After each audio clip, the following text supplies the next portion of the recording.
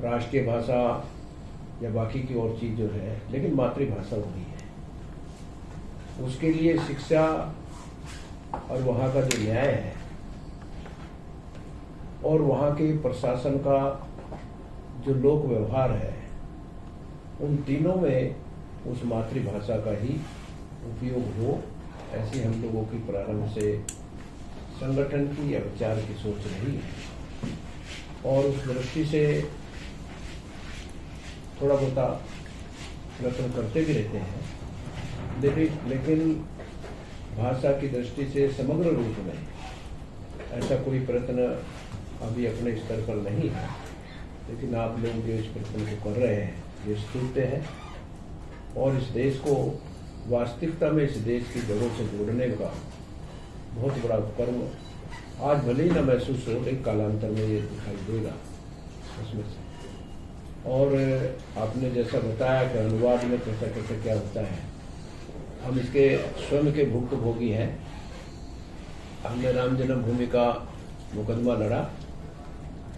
जिस समय high court में निर्णय आ गया और सुप्रीम कोर्ट में अपील हो गई, तो हमारे पास 10,000 पृष्ठ थे डॉक्यूमेंट्स के, और वो सब जो थे, कोई उर्दू में था, कोई हिंदी में था, कोई फ्रेंच में भी था, कोई और अनेक भाषाओं में थे। उनका अनुवाद होना था मात्र इंग्लिश में, क्योंकि न्यायालय की जो भाषा है वो वहाँ पर वो नागरी लिपि नहीं है या ये भाषा नहीं है, वहाँ तो अंग्रेजी है।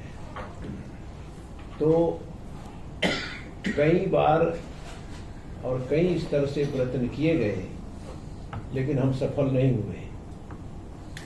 लेकिन बाद में आकर के और लखनऊ में गवर्नमेंट भी उसमें सहायक बनी, कुछ और भी सहायक लोग बने, और बन करके तब जाके जब उसका अनुवाद हो गया और हमारे जो सहयोगी रिटायर्ड जजेस थे वो उससे संतुष्ट हो गए, तब फिर हमने उसको सुप्रीम कोर्ट में और कागजों को आगे बढ़ाया और उसको दिया सारे उसको देकर, और उसका परिणाम हम सब लोगों ने देखा है, सुना है और महसूस कर रहे हैं।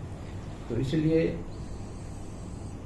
हमारी जो साधारण जो हमारे जन्म से हमको बोलने वाली भाषा मिली है, उसको पुष्पित प्रलंबित होने का मतलब है देश को पुष्पित और प्रलंबित करने का, देश के स्वाभिमान को जागृत करने का, देश के सब कुछ को समझने का वो माध्यम बनती है। अगर इतर उससे उसके पास में जाता है तो कहीं ना कहीं न्यूनता तो आएगी, परिपूर्णता नहीं हो सकती।